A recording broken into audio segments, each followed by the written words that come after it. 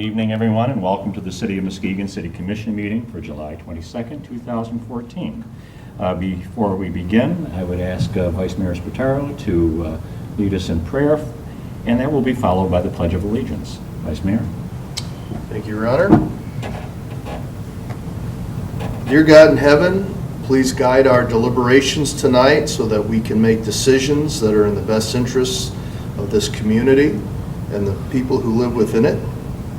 Help us to reflect and allow you to guide our actions. In your name we pray. Amen. I pledge allegiance to the flag of the United States of America and to the republic for which it stands, one nation, under God, indivisible, with liberty and justice for all. Thank you, Vice Mayor.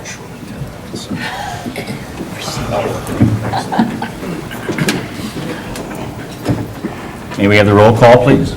Mayor Gowron, Here. Commissioner Hood, Here. Vice Mayor Spataro, Here. Commissioner German, Here. Commissioner Rinsema-Sipiga, absent, Commissioner Turnquist, absent, Commissioner Johnson. Here. Thank you. May we have the consent agenda, please? Approval of minutes, City Clerk, summary request to approve minutes of the July 7th Commission Work Session meeting and the July 8th City Commission meeting. Staff recommendation, approval of the minutes. Permanent traffic control order, Public Works, summary request. Authorize staff to install a 2-hour parking limit sign from 8:30 a.m. to 5:30 p.m. where permissible to install in the specified downtown areas bordering 7th Street up to Terrace Street and from Shoreline Drive to Muskegon Avenue, with the exception of 1st Street from Morris Street to Western Avenue per traffic control work order number 15, 2014. Staff recommendation, authorize DPW staff to install the 2-hour parking limit signs per traffic control work order.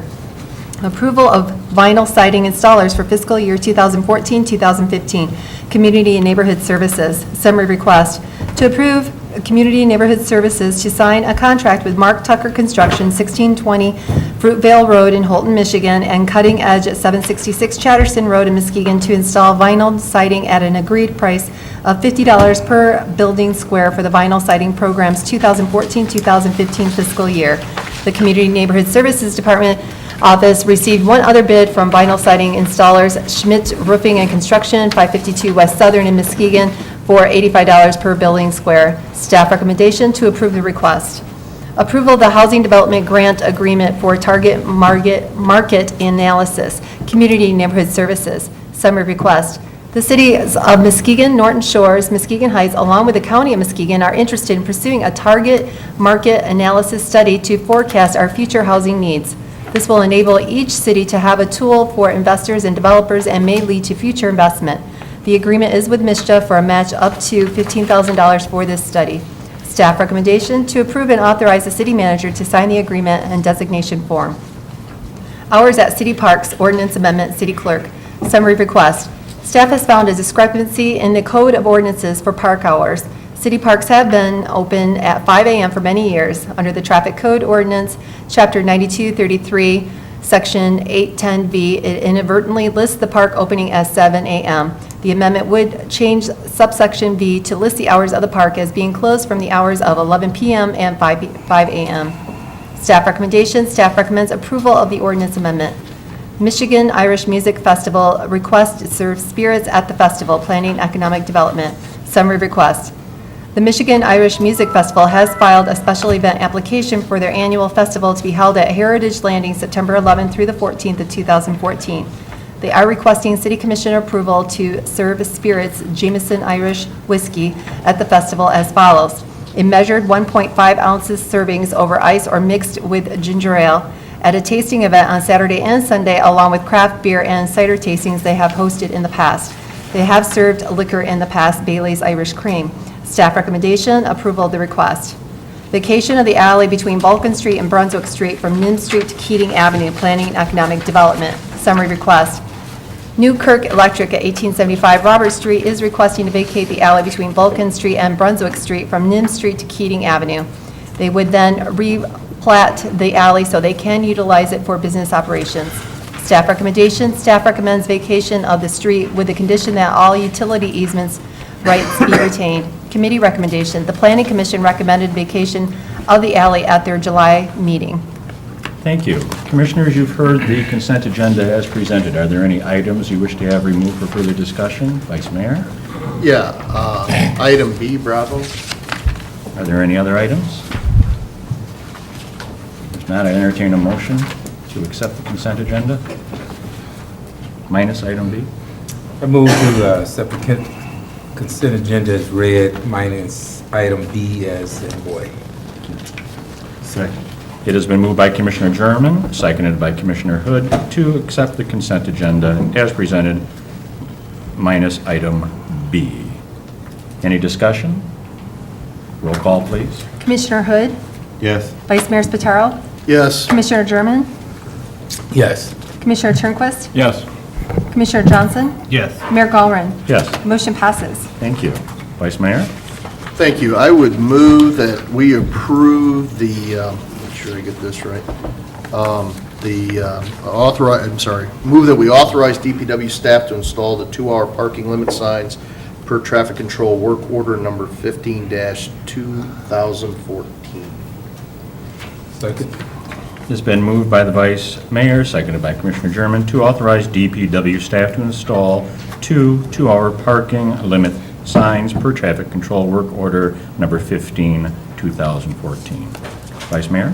Yeah, and I apologize, I didn't have a chance to talk with staff about this before the meeting. My only concern is if I'm reading that order correctly, that includes the residential area between 4th and 5th Street.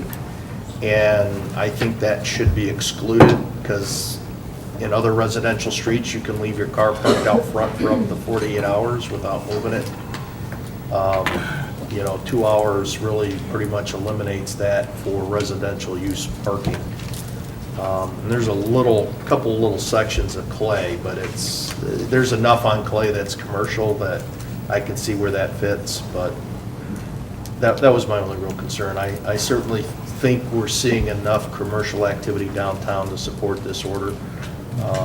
We don't want people who are parking all day, taking up a spot in front of somebody's storefront so their customers can't get in, so. Any other comments or discussion?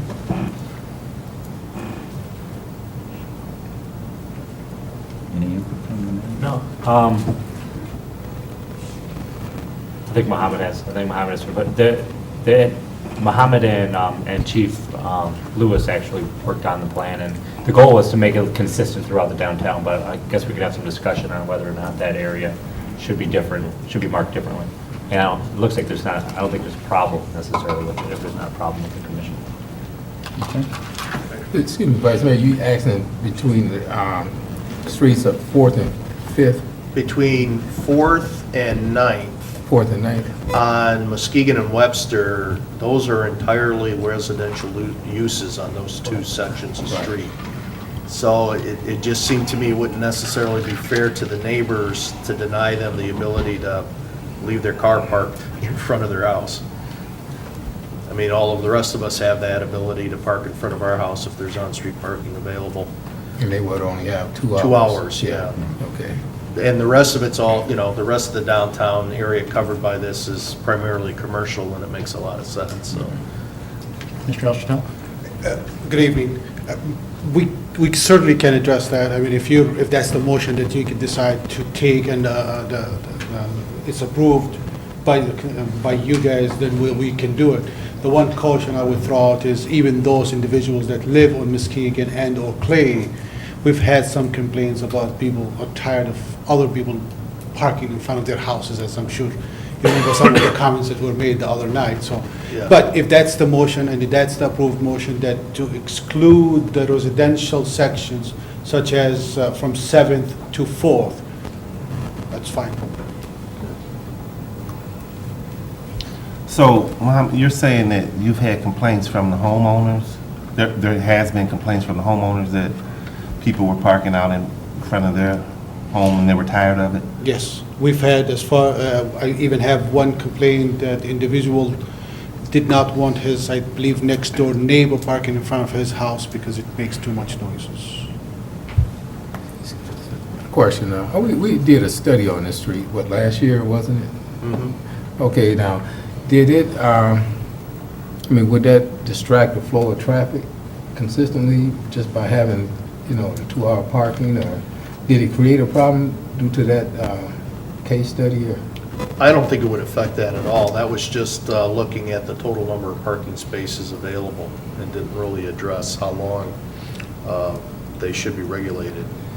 Well, because of the limit, we're allowing parking, we're not prohibiting parking, we're just making it 2 hours instead of at specific Instead of all times. And day, really, kind of. it was the intended purpose of this whole thing, or this whole traffic control order before you, is to accommodate businesses downtown. So some of the complaints we heard is that the way we have it restricted right now, I believe in some areas from 8:30 to 9 o'clock, and after 5 o'clock, there are no typical work hours, if you will. So people that are going to the front hall, for example, they don't feel that they can park in there safely, if you will, after 5 o'clock when there is nothing really going on. And I can understand that concern.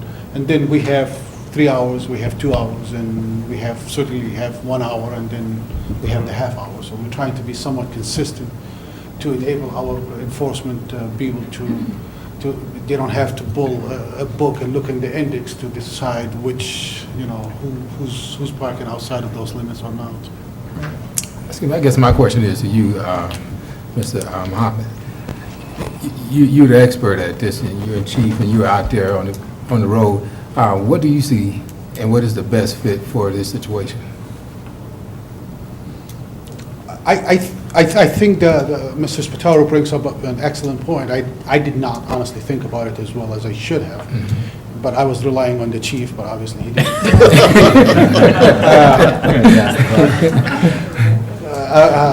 But I think it's a valid point. I'm just presenting the other side of it, that Right, we're going to right. get some people that Right. are going to object to having it 2 hours because they don't, it could benefit them during the summer season to have that limit, so they don't have somebody like bike time, for example, what we had last weekend. They don't have somebody parking their vehicle in front of their houses and going out there disappearing for an entire 7, 8, 9 hours. I don't see that many people living in that area utilizing those space that much. If you ask, if that's a question for me, I don't think there's that many people utilizing the on-street parking in front of their houses as much as we thought, I thought would have. Okay, thank you. Okay. Commissioner Turnquist? Commissioner Spataro, you're concerned in the residential areas that the people who live there will not have a spot to park? Right. Well, most of the folks on those two streets, or at least those sections of it, have parking off the alleys because there was no on-street parking. But, as we've had discussions over the last several years about turning those back into regular city streets, well, in other residential areas, there's not a posted time limit on how long you can leave your car parked on the street in front of your own house. I just raised that as an item that, we might, and you notice, I just made the motion as it's written, and I'll support it, but I just think we ought to be aware that, if we get some neighbors who would like that changed, that at least we'd be open to listening to that. Because particularly on the Muskegon Avenue side, I agree, you don't see a lot of people parking on the Webster Avenue section there from 4th to 9th, but you do on the Muskegon Avenue side, particularly in front of a couple of the apartments that are there. And remember, this motion is really, it doesn't affect those individuals that are parking after hours. Right. The assumption is after 5:30, you have the whole night, so you can park there just like everybody else. Commissioner Johnson? I share the Vice Mayor's concerns and some of the other commissioners about the residential. I'm sure some of them are upset when we have events going on or people are parking there and they can't park in front of their own house because someone else has got the spot. But I'd wager to say they'd be more upset if they can't even park in front of their house for an extended period of time. Period. I know you said that after 5 it'd be permissible. The other concern, would this be enforced during events then as well, or would there be an exception for events? So somebody coming for Bike Town or some other event downtown, they come and park, they're coming from Whitehall, North Muskegon, Grand Rapids, wherever, and they're parking, would they then have to come back and move their car every 2 hours during the day, during the events, or are you envisioning having exceptions for events? The only exception would be brought before you under special event permits, if you will. If they're coming in and asking for us to waive those requirements, and that special event permit comes before you, then you are entitled to, or the police department feels, between the police department and Department of Public Works, we feel that there's a need. We are authorized or allowed under state law to make temporary changes, if you will, for regulatory signs. So even a stop sign or a yield sign, we can install those on a limited term basis. So if the situation arises, if you will, in the future, and we feel that there is a need for on-street parking, we could be able to waive it or ask the applicant to ask you to waive it. I think the year-round benefit to our local businesses is important for this, and I can see what the motivation for this 2-hour parking enforcement. So I'm inclined to support it with consideration to the residents and their parking situation. And then it would be on those that are holding the events to decide if they want to pursue getting an exception, which I would encourage them to do, because I think it's more hospitable to our guests for these major events to be able to park their vehicle and then go enjoy downtown Muskegon rather than having to worry about, I gotta move my car, Unless they're selling stuff, so they want to turn over quickly, so they want you to get out soon. Yeah, and that would be to the benefit of the day-to-day businesses. Absolutely. Just to kind of wrap up, I made the motion to support the request as it was presented, and I don't have any problem with that. I just wanted to raise this as a concern, and, we're going to have an opportunity, because we're going to have to vote on the contract for Muskegon and Webster before too long. I would assume probably between now and then, if there is concern on the part of the neighbors, that they'll let us know. And I just wanted to raise it so that if we do hear that, we are flexible enough that maybe we revisit, tweaking it a little bit. One more question. How far apart are you planning on spreading these 2-hour signs? Because I can see that some people on Muskegon and Harrisville not being too keen on having a sign, every so many feet, maybe at the very corners or something. I could see people being upset with the aesthetic of having a bunch of those street signs. We'll try to spread them. I think we've done the section between Second and Second and Third, where we've spaced them maybe every 50, 60 feet. We've done it on the post office, and I'm not so sure we've heard any any negative comments on the spacing, and it has worked, to the best of my knowledge, from an enforcement standpoint, if you would. You have to make sure that they're visible enough that the police officer or the traffic individual is able to kind of see them and show to the, that there is no dispute that there is a sign out there. I'm going around the subject of giving you 50 feet or 60 feet, because I don't know what the circumstances out in the field are going to be. A tree, a pole, some of that stuff. Right. All right. Thank you. Anything else, commissioners? Not, roll call, please. Vice Mayor Spataro? Yes. Commissioner German? Yes. Commissioner Turnquist? Yes. Commissioner Johnson? Yes. Mayor Gallren? Yes. Commissioner Hood? Yes. Motion passes. Thank you. Public hearings, please. Request for an industrial facilities exemption certificate, the Bold Companies. Planning and Economic Development, summary of request. Pursuant to Public Act 198 of 1974 as amended, the Bold Companies 2291 Altorf Drive has requested the issuance of an industrial facilities tax exemption certificate. The total capital investment will be $403,031 in personal property and will create 20 jobs. This qualifies them for a tax abatement of 9 years under the current city policy. Staff recommendation, approval of the resolution granting an industrial facilities exemption certificate for a term of 6 years for personal property. Thank you. Good evening, Mr. Franzik. Good evening.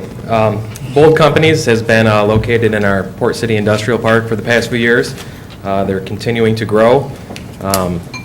This investment is going here on their Olthoff building, and they have recently purchased another building in the Port City Industrial Park off of Sherman. So we're anticipating another investment there soon. Dwana Thompson has met with them, and we do have Todd Folkert here from both companies. Mike, a real quick question. Within the content of the staff recommendation, there's a... Oh, I'm sorry, yeah, it's... qualifies for 9 years. Are you... It should be 9 years. It should be Yes, 9 years. Okay. So the recommendation is for approval of the resolution granting an industrial facilities exemption certificate for a period of 9 years per personal property. Thank you. Okay. Good evening. Good evening. Thank you. Todd Folkert with Bold Companies. Thanks for the opportunity, and look forward to answering any of your questions. I guess brief summary on the business. We're a wood manufacturing company. Started in Spring Lake in 1999, began manufacturing in June of 2000. We moved here to Muskegon we purchased the building in 2008, began manufacturing in March of 2009, and then just purchased that second facility and closed on that in January of this past year. So been growing steadily over the past 6-7 years. We do a lot of private label OEM manufacturing for other well-known office furniture manufacturers. We do a lot in the automotive industry as well for branded elements that go into dealer showrooms, and then also have our own product lines that we manufacture and sell. So they're all wood-based products, much like what you're sitting at here. Veneer products, melamine, laminate, Corian, incorporate glass, metal, and stone, and employ a number of skilled craftsmen, and then all the necessary supporting roles to grow the business. Very good, thank you. Questions from the commissions? Commissioner Hi, how you Sherman? doing? Yeah, congratulations on your business, and Thank you. nice to see you expanding it. You're saying you're creating 20 jobs, and are these skilled labor jobs, or is there special training employees would have to have? Maybe they should get something in CNC or something like that. Yes, there'll be a wide variety of roles. Could be CNC machine operators. We do have, I think, 5 or 6 CNC routers. We've got a lot of other equipment, so people would be getting trained on that. We also have skilled labor in terms of assembly, where those are more craftsman-oriented people that are, assembling, building the products, finishers, people that would apply stain or lacquer. So a lot of it is skilled labor, and then the supporting roles could be anything from engineering, could be customer service. Potentially down the road there'll be more, support roles as well. So a wide variety. Okay, one more question. Now, so you're looking for employees that actually with associates or either bachelor's degree or something in that? Not necessarily. We look for people with, twofold. We'll look for either people with experience, but more importantly, we look for people that fit our core values. Okay. And we talk a lot about our culture. So we first look for people that fit with that culture, and then we're willing to invest and train them in the necessary skill set. So we might take somebody on that doesn't have experience in woodworking, but maybe, again, they fit our culture and they've got a good work ethic, and there's somebody that we feel that we can train. And so we'll train them to operate a CNC machine, or we might train them to become a skilled assembler. Okay. And then on the other roles, even in engineering, we don't necessarily make it a prerequisite that they have a degree. We found that there's a lot of people that maybe they didn't graduate from college with a degree in engineering, but they've been doing it, on the job and learning, and they've been just as effective for us as those that are degree. Okay, what about felons? Someone that has a felony or misdemeanor, those employees have equal opportunity as well?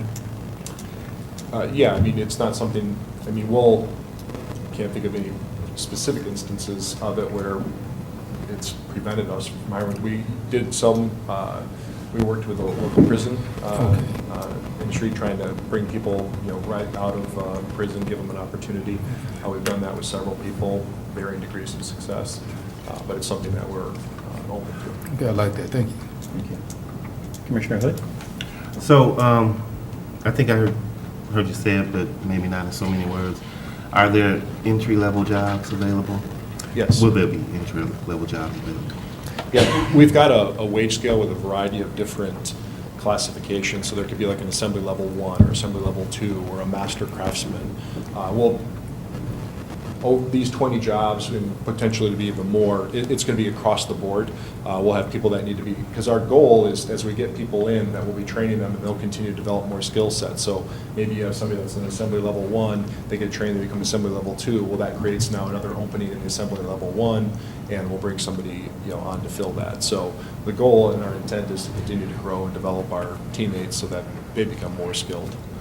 And I hear you say that meets your that fits your culture. What is that? Well, we talk a lot about 8 core values, positivity, team player, problem solver, positivity, team player, flexible. Now you're putting me on the spot here. But you know what? What's funny is I do actually have a card. So we pass these out. We've got banners all along the facility talking about reliability, positive team player, flexible, integrity, problem solver, takes ownership, and knowledge. So this is something that really for the past year and a half we've been talking a lot about driving, using it in our hiring practices, using it in our retention, our reviews, and making it so that it truly is a part of our culture. And so that's what we look for when we're hiring people. One more question. What's your entry-level pay between what? Well, it would kind of depend upon entry level what. If it's just an entry level assembler, entry level machine. I mean, somebody just coming off the street that doesn't have any experience in woodworking might be, $10 to $11 an hour. Somebody that's coming off the street that's entry level in engineering is obviously going to be a lot more than that. Okay, thank you. Any other questions? If not, okay. Thank you. Thank you. Are there any members of the public that would like to make a comment regarding this request as part of the public hearing? If not, I'd entertain a motion to close the public hearing, et cetera. Vice Mayor. Thank you. I would move that we close the public hearing and approve the resolution granting an industrial facilities exemption certificate for the term of 9 years for personal property for Bold Companies, 2291 Althoff Drive. Second. It's been moved by the Vice Mayor, seconded by Commissioner Johnson, to close the public hearing and approve the resolution granting an industrial facilities exemption certificate for a period of 9 years for personal property for the Bold Companies. Discussion or comment? No. Roll call, please. Commissioner German, Yes. Commissioner Turnquist, Yes. Commissioner Johnson, Yes. Mayor Gowron, Yes. Commissioner Hood, Yes. Vice Mayor Spataro. Yes. Motion passes. Thank you. And best of luck. Looking forward to your continued growth in the community. We're Thank very you. glad that you're here. Glad to be here. Thank you, sir. New business. Approval of sale of city-owned property at 2279 Austin. Community and Neighborhood Services. Summary of request. To approve the resolution and direct the mayor and clerk to sign quit claim deed to Mark and Christine Rice of 2283 Austin for the property at 2279 Austin, including the garage. Mr. and Mrs. Rice will purchase it for $700. Staff recommendation. To approve the resolution and direct Community and Neighborhood Services staff to file the quit claim deed. Could I get a motion? I move to approve the resolution and direct Community and Neighborhood Services staff to file the quit claim deed on 2279 Austin, including the garage. Oh, sorry, 2283. I know, for the property of 2279 Austin, yeah. Second. It has been moved by Commissioner Johnson and seconded by the Vice Mayor to approve the resolution and direct Community and Neighborhood Services staff to file the quit claim deed for 2279 Austin. Which one is it? That's correct, right? That's next to Mark and Christine's. Okay. All right, so there we are. Discussion, comments? Commissioner? Just exactly what are we selling for $700? I see a garage, is there a home? Seems like a bargain. Good evening, everyone. Good evening, Ms. Bailey. We received the property for free at the end of the tax sale year 2013 with hopes to rehab the house. What happened once we got in is that it was just not feasible to do it. So we used CDBG money to tear it down because it had been an eyesore in the neighborhood for at least 3 years. And because of that, we could have built on the property, so it is a buildable lot. And there is a policy that if you have a lot that is buildable, the city should sell it and not donate it for $1. So we wanted to sell it, but the neighbors on either side were given opportunity, and one neighbor did not want it. But this couple wanted it, and they wanted the garage to be left. So we demolished the property and came up with a reasonable price to sell it for. So the $700 is what they agreed to, and we're not trying to rob them, but they are getting a garage, which is, they have absolutely no property. Their house fits completely on their lot, and so this gives them a little more space, and they're happy to be there, so. Very good. Thank you. You're welcome. Okay. Any other questions? If not, roll call, please. Commissioner Turnquist? Yes. Commissioner Johnson? Yes. Mayor Galvin? Yes. Commissioner Hood? Yes. Vice Mayor Spataro? Yes. Commissioner German? Yes. Motion passes. Thank you. Are the Rices here tonight? I do not see the Rices. Okay. Well, let them know they got a yard. Yeah, a big one. Yeah, very good. And a nice garage. And a garage. Thank you, Anita. You're welcome. Item B, under new business, please. Approval of sale of city-owned home at 2035 Harding, Community Neighborhood Services. Summary request. To approve the resolution and instruct the Community and Neighborhood Services Department to complete the sales transaction between Ms. Sharon L. Williams for the rehabilitated home at 2035 Harding, which is part of the city's home infill program through the U.S. Department of Housing and Urban Development. Ms. Williams' purchase price is $85,000. Staff recommendation to approve the resolution and direct the Community and Neighborhood Services staff to complete the sale. I move to approve the resolution and direct Community and Neighborhood Services staff to complete the sale. Second? I'm sorry, who seconded? Okay. That has been moved by Commissioner Johnson, seconded by Commissioner German, to approve the resolution and direct the Community and Neighborhood Services staff to complete the sale of 2035 Harding to Ms. Sharon L. Williams.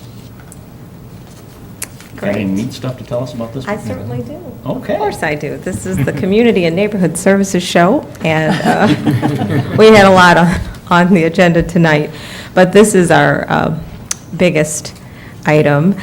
Sharon is here. Sharon, would you stand? Why don't you stand? She's excited about the sale that is going to take place tomorrow at noon. She grew up in the Lakeside neighborhood, and so she's just coming home. And we are so excited that she chose our property, and we are happy to give it to her for $85,000, so. Very good. Questions or comments from the commission? Commissioner Johnson? It was exciting to see how quickly that sold I there. know. Remember you bringing it to the Citizens District Council just a couple months ago. Yeah. It went on the market, and here, lo and behold, it sold already.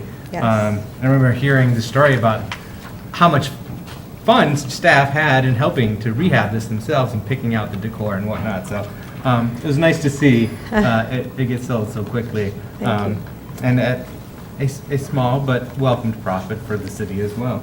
Absolutely. Well, and I have to say, she is retired, and so this is the perfect retirement home for her. It's very compact, but very beautiful, and close to the lake, and I'm sure that's why you selected it. Very nice. Very nice. Any other comments or questions? If not, roll call, please. Commissioner Turnquist? Yes. Commissioner Johnson? Yes. Mayor Galvin? Yes. Commissioner Hood? Yes. Vice Mayor Spataro? Yes. Commissioner German? Yes. Motion passes. Congratulations.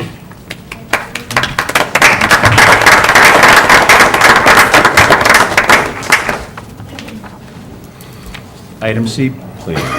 Concurrence with the Housing Board of Appeals notice and order to demolish the following: public safety, 1747 7th Street, 766 West Southern. Summary request. This is to request that the City Commission concur with the findings of the Housing Board of Appeals that the structures are unsafe, substandard, a public nuisance, and that they be demolished within 30 days by the owner or agent, or infraction tickets may be issued for noncompliance, and/or the administration may be directed to obtain bids for the demolition of the structures, and that the mayor and city clerk be authorized and directed to execute a contract for demolition with the lowest responsible bidder. Staff recommendation to concur with the Housing Board of Appeals decision to demolish. Thank you. We do have someone that will be speaking on 1747 7th. Vice Mayor?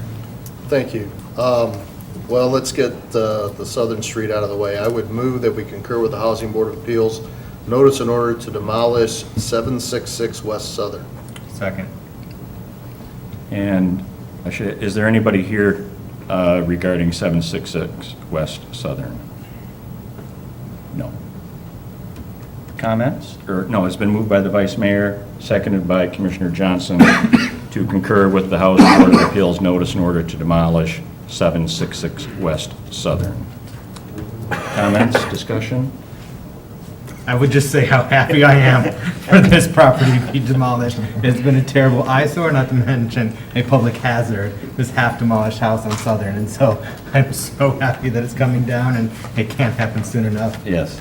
I know, I go by each day and I look for the ruby slippers to curl back up underneath it, because it looks like Oz. That house looked better. Yeah.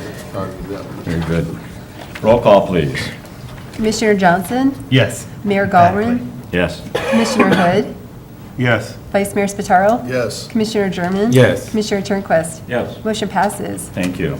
Vice Mayor? Thank you. So the purposes of debate, I would move that we concur with the Housing Board of Appeals notice in order to demolish 1747 7th Street. Second. It's been moved by the Vice Mayor, seconded by Commissioner German, to concur with the Housing Board of Appeals notice in order to demolish 1747 7th Street. Property owner first, staff report. Well, I will just tell you, I live a couple of blocks from this, and it's every bit as dangerous as the property we just voted on. I'd like to hear from the property owner, but the roof has collapsed. There were trees growing out of for quite a while, but it's just, and I gotta believe it's a masonry structure. There is a imminent risk to the safety of any pedestrian who's anywhere near that thing. Mr. Van Sluten, if you'd like to approach and make comments to the commission, you may do so at this time. We just need your name and address for the record. I'm representing the owner who passed away the 7th of June. So I'm a trustee for his trust, I'm a representative for his estate, and I'm also vice president of the corporation, although I have not been active in what's going on with the And corporation your for name the last was? couple of years. William Mark Van Sloten. Okay, thank you. I agree with the building, especially the part you're talking about, that it needs to go away. It's in bad shape. The problem I have right now, I just was assigned representative, or the probate court just sent me the paperwork for me to be a representative of his estate. And so I'm trying to come to grips with all that happens there. At a fiduciary responsibility, I can't spend a lot of money yet until they figure out what all of his assets are. I have talked to Doug Melching. He gave me a quote for taking the whole building down, which the company doesn't have that money available at the present time, but he did modify the quote to take down that area that you mentioned. That's the old office block. It was a 2-story office block, and also remove a boiler that was built in 1929, which I think is when that building probably went up. That is the majority of the asbestos in that building is housed in that area, and Doug would take care of that. My father was looking at getting an asbestos abatement, I don't say permits, but he was training as a removal person, but that was a month before he passed away, so I'd throw that out the window. So I went to Melching because I know that they handle all those things, and I don't want to touch the asbestos situation at all, the liabilities and the issues, and I have a full-time job already, so I don't need, I have, 3 or 4 full-time jobs, the way things are going right now. So, so it's difficult for me to, I'm looking at ways to take care of the property, but we haven't even established an account yet, a trust account for settling the financial matters of him and trying to figure out what we're going to do with the corporation. So we want to move forward on that. I would like to the adjoining building, which is the old Howmet, has the old Howmet building, has a sign on it. I am talking with the fire suppression company to bring that back up to code and get that working again. Major Metcalf and Kirk, I think it is, and I went through the building and looked at them. That building is more feasible to bring up. It's a more sound structure. Bring up, update the other problems on the outside exteriors, which that building is mostly steel structure with a masonry fill. The masonry fill can be removed and steel, pole barn siding, you call it, put in. But the 1747 is, I wouldn't know where to start with that.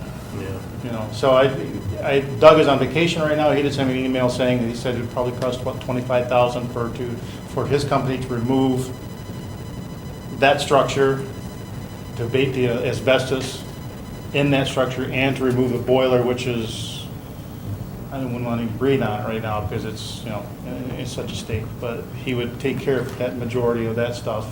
I'd have to go through with him again and look at the structure and say, okay, where can we stop and leave the rest of the structure standing? And I would consider looking at bringing the structure down myself through permits with the department, just to take it down and remove it, unless we come across a big financial windfall, right? That's not going to happen. I'm looking actually to go to the bank and package a deal with all the properties we have, once we have a clear idea of the structure of what's going on with his estate and his trust and the corporation, and get the money to move forward with that property and some other things that we need to do. So, I mean, it's kind of in limbo right now. I'm trying to figure it out and address the issues that are there. We did a walkthrough with Major Metcalf and the representative from Safe Built, and I agreed with him. The building is, I don't think it's rehabable for less than $200,000, and it's not. There's no value in that building really. The land has value, I think, and with the Brunswick property being open next door and the clear vision to that corner of Laketon and Seaway, I think there's some definite possibilities there. So, but I don't know. Again, coming into this situation, I mean, I have nothing up to this point other than the communications back and forth. The notices. I have no idea what happened in the meetings. I didn't know where Safe Built was, what they were talking about, until we went through the building. I mean, they want us to update everything. Well, okay, that's on this building, it's not gonna work. 47, there's potential to make it work. But, Vice Mayor? Well, two questions. Well, Yeah. one, basically to staff. I think you made a pretty clear presentation, but if we could have staff, because the motions for 1747 7th Street, and are there multiple structures with that address, is my question. Or, I mean, he's worried that there's another building that's rehabable. Usually there's one structure per address, or it's listed as a garage or an auxiliary structure on the property when we do these demolition requests. So I just want to be clear. either one of us? Well, the chief Yeah. put the motion together. I can start by clearing up somewhat. The fact that, that address, the building we've targeted is the dilapidated building, is caved in with Right. obviously, that has been neglected for probably decades. That's what started the whole thing. There are other facilities on, I think, the property. I'm not sure exactly how they're addressed, but I know there's code violations in the other buildings. But what we're looking at here is this particular building, and I can go back and confirm that with Kurt and company, if you hope knows. We're talking about the one building. It's all connected together. It's all connected together, but we're looking at We're just looking at the one that, where large dead ends right into it. So this Right. motion is for the one building that's The in one a building, partial right. state of collapse. And what we're doing is by being here, is we're encouraged, if they are interested in doing something different with themselves, or going forth and trying to repair the building, but this particular structure we're talking about is valued at about $47,000, and the estimated repairs would be about $275,000, Yeah. give or take, I don't know, whatever.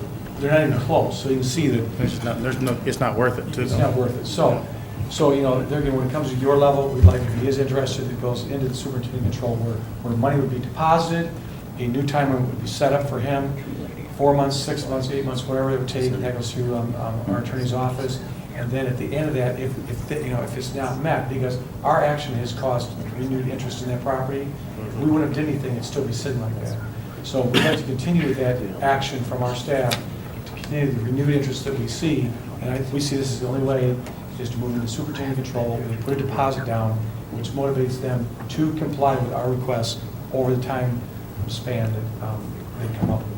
And that was actually answered the second part of my question, which was if you would explain that even though we vote to demolish, you still have the right to take down the structure yourself. Right, I understand that. I just wanted to explain from where I was coming from. I mean, I started a new job right at the end of May, and a week later, my dad died. And it's like, okay, now what? And now I'm rowing the boat as fast as I can, but I'm not getting anywhere.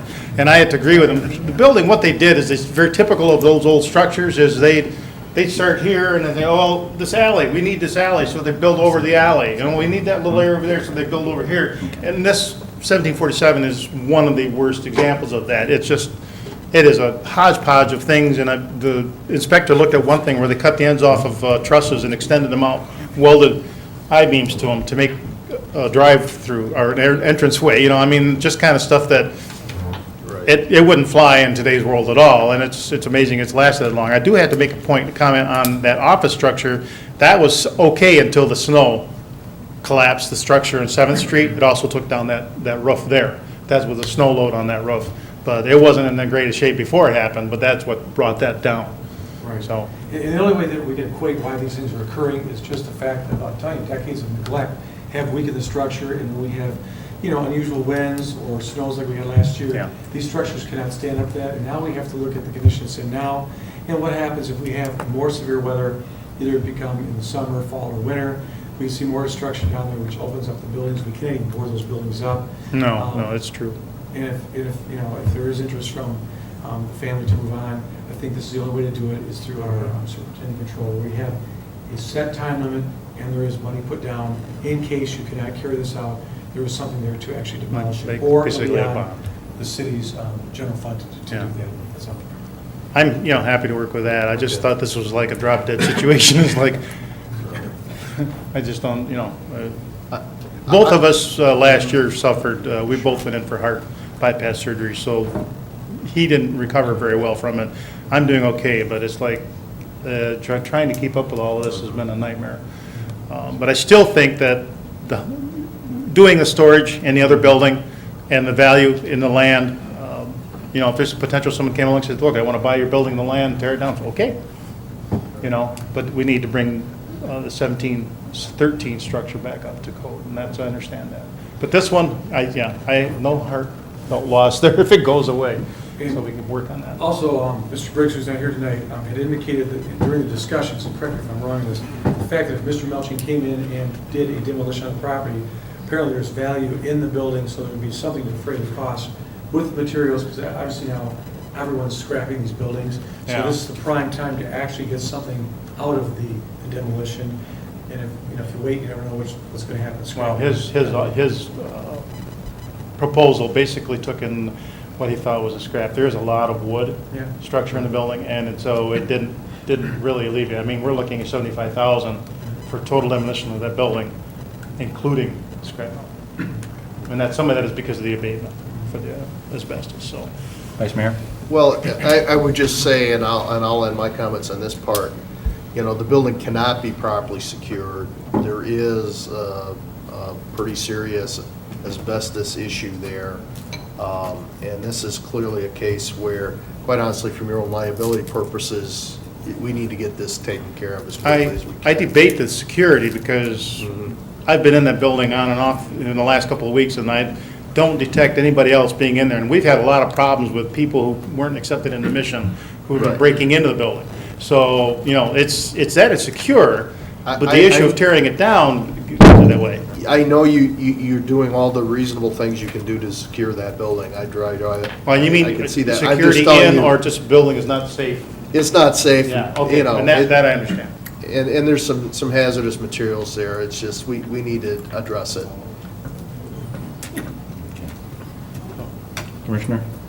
Your dad and I believe your sisters over the past 6 months have appeared before the Housing Board of Appeals at least 3 times. That could be. I'm not really aware of that whole You have agenda. not appeared, and each time it was explained to us that I think your dad said you were using that, part of that building for storage. You're storing something. Well, personal property, So we had a there's Christmas the- tree farm, we had a lot of stuff over from that, and there's a lot of that in that building yet, so I'm getting rid of a lot of the, like you see, scrapping, I'm moving stuff that I will never use again. I've been filling the dumpster every week just to get rid of stuff. It was used for storage this last year, and there's still some personal property for other people in there, some who I cannot get hold of. I've been trying to get a hold of them, we need to remove your stuff out. But yeah, you're talking about Dad. I've been an over-the-road truck driver for the last year, so I basically wasn't home except maybe on weekends, and we talked on the phone once in a while what was going on. My sister suffered a series of mini strokes, and she functions like a teenager. Doesn't have a comprehension of what's going on. So basically, she was here so that if he couldn't hear something, she would say it. So I have no idea for sure what transpired there. I, again, came in at the end, and I'm trying to basically decide, and this is something between my other two sisters, sit down and decide, is this worth fighting for, the whole package, the whole company, or just liquidate and walk away? And I still think that, we have a building downtown where Carmen's Restaurant is. I still think there's potential here. But it's just, I'm getting to the point, if I feel like I can't take the stress, I'm gonna walk. I'll just, because my heart is weak from what I've gone through in the last, up to last year. So I'm not gonna end up like my dad, dead over this situation. But I want to rectify it. I want to see the value, at least get the value back out of the land if we can. There's part of this structure that you're trying to save, and Hope, you said there's a second building behind this building that we're looking at It's connected right along 7th Street. on one of the ends. And It's- as you head north from Langton up 7th. Have you been in the building? That whole building is. Has she been in the building? Well, because there's only one connection, and it's a common wall that we opened up a doorway in. The rest of the time, there is a gap. They put a piece of metal across there so people wouldn't get in between the buildings. But the only place that there is a connection is one alleyway that it's all brick. And that's interior of the building where nobody else can get to it. The rest of it, other than a fence and that steel siding on the back, that's the only connection between the two buildings. Now, it was owned by the same company, I think, Muskegon, whatever they called themselves. But 1747 is mostly the steel structure. It's a mustard yellow color that's to the north. Park 1747, which we call Park Street Storage originally, which was owned by Jay Kurzman from North Muskegon, is the greenish structure to the south towards the Mission. And they are physically, they are separate, and treated as such as the city has done for years with the tax IDs and addresses. So, that's the one thing my dad took a little bit of issue, is that everything got lumped together. I think basically what happened is you got the ire of a Dutchman up. I have enough English blood in me that I'm not too bad. I'm a little more mellow. Well, I just feel that we've been going through this for a long time. And this building that we're looking at here is not going to get any better. And to delay it further for this, at least this part to come down, is something I would like to see happen. Now, if you can work it out with... I'd like to work it out, but I can throw down a gauntlet about the inspections department of this city. In 2011, we were working with them. I can bring in written statements from an architect and Rodzik Electric that they sent material to Mr. LeBrin's and never received any information back from him. And we had this plan, we were going to move in and start working on this, never received anything back. And at that time, I had to leave and go out and find a job somewhere else. So, that was, he never responded to us. We couldn't get a hold of him on the phone. He wouldn't, and then supposedly they lost the files. And I know that the architect in Grand Haven and Mr. Rodzik, I just saw a copy of his letter, what he sent to LeBrin saying, please tell me what you want me to do next, and nothing ever came back to us. That was soon after the collapse on into 2012. So. And, this discussion is going on now for like 6 months. We've had several hearings on this. We're focused on 1747, 7th, and I think the resolution is to forward this to Supervision Control. She has 12 days to actually make this happen, and then we can set down a timeline with a set deposit, and then we could probably continue this action and reset. Yeah, get it, that's fine. It's not in limbo anymore, is it? No. We'll move forward. Okay. Well, wait. That's exactly right. All right. Any other questions or comments? No? Thank you. Roll call, please. Mayor Galvin? Yes. Commissioner Hood? Yes. Vice Mayor Spataro? Yes. Commissioner German? Yes. Commissioner Turnquist? Yes. Commissioner Johnson? Yes. Motion passes. Okay, thank you. So, thank you, Mr. Van Sluten, and as this proceeds, please make your contacts with staff and we'll walk through the process. Any other business from the commission? Vice Mayor? Thank you. Seeing as Commissioner Muskegon isn't here, I thought I would report on the Nelson Neighborhood Improvement Association meeting that was held last week, Wednesday, regarding the proposed designs for Muskegon and Webster. City staff was there. Mohammed did a very good job, Mr. Al-Shatel, in facilitating the discussion. The representative from Prana Newhoff was there.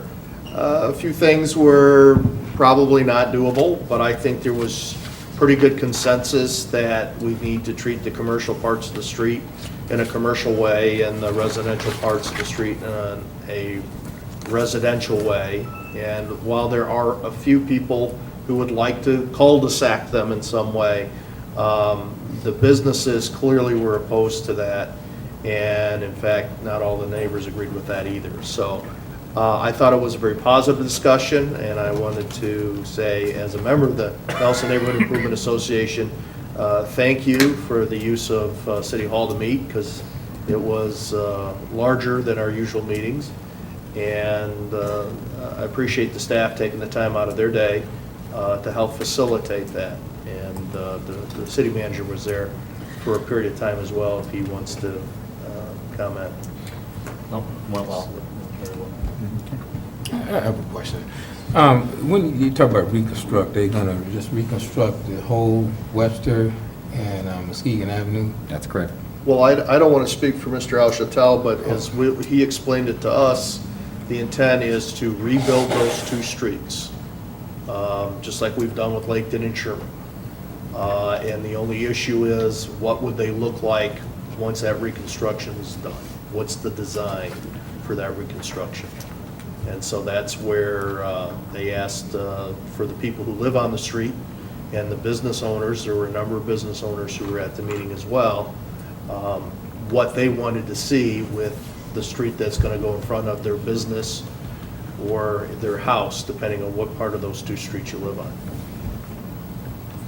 Okay. One other question. I wasn't able to make the meeting, and actually I just got this, but I was told by citizens, when they restructured that street, they was talking about blocking off a portion of Webster and rerouting traffic. There was a few of the participants who advocated for that, but that was not the consensus. None of the business owners were in favor of that. Not all of the residents were in favor of that. Ultimately, that's our decision to make as this body. You know, as I've talked to many of the neighbors over the years on this issue, you know, 7 blocks of each of those streets, Spring to 9th is 12 blocks. And on both of those streets, from Spring to 4th Street is commercial. There may be a couple of houses here and there, but those are commercial streets. That's really the heart of our downtown. And from 4th to 9th, they're entirely residential. And so we can't sacrifice one for the other. So the folks who want cul-de-sacs because they want a quiet residential street, they're going to have to compromise a little bit. The folks who are looking at it as a commercial corridor, well, you know, slowing traffic down, doing some of the traffic calming thing, actually they supported that. They just don't want access to their businesses cut off. They were not in favor of cul-de-sacing those streets in any way. But that did come up and it was discussed, but I don't expect to see that in the final plans that come before us to approve before we issue a contract. That's good.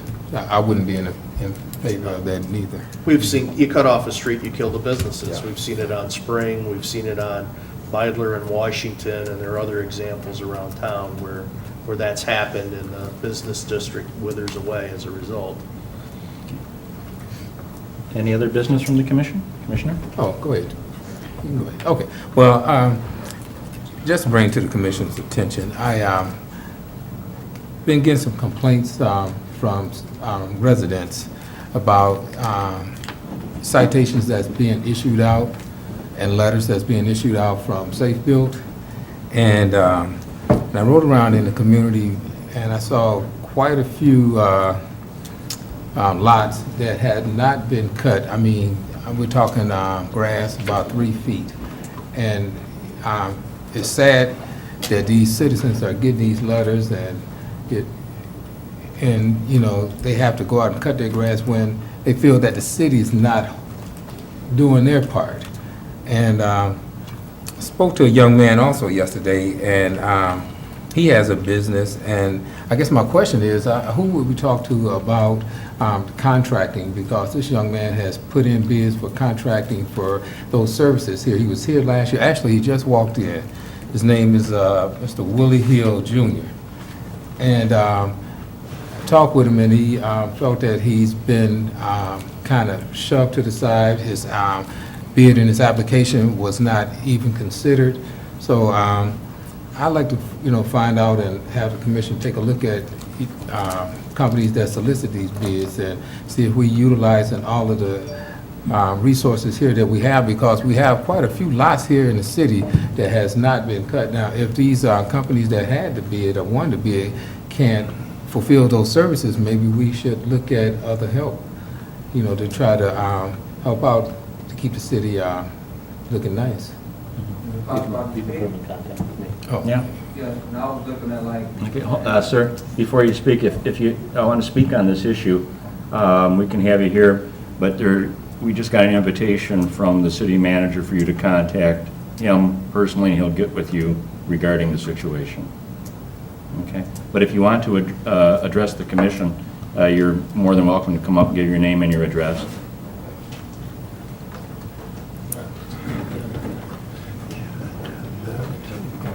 So my name is Willie Hill Jr.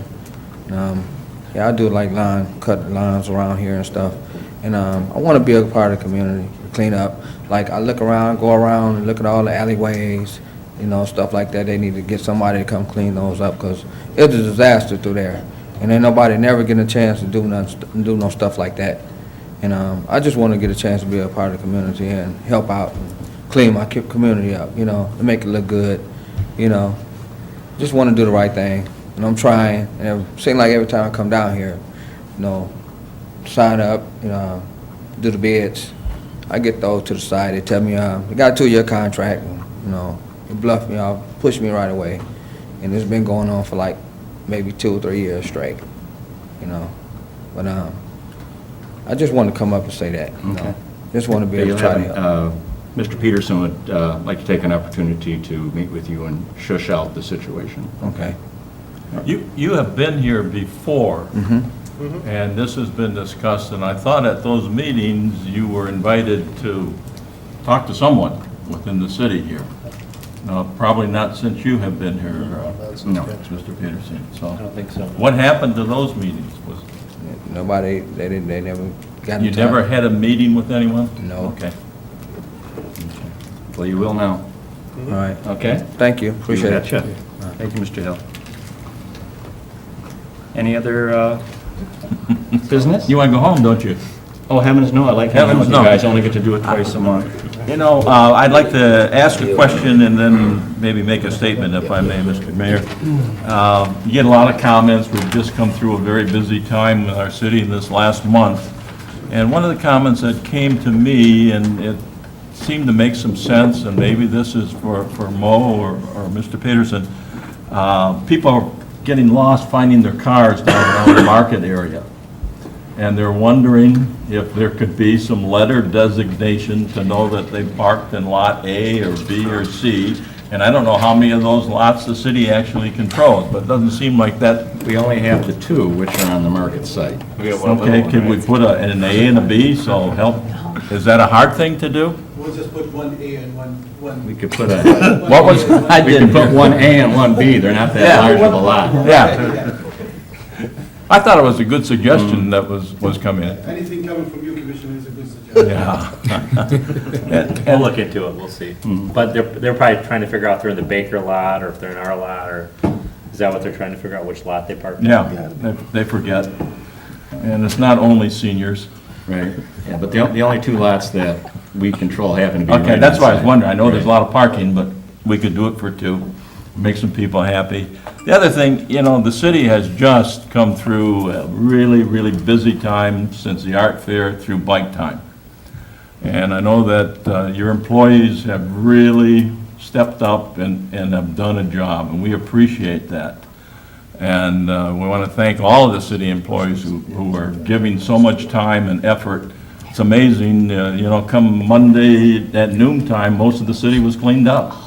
And that's a great thing.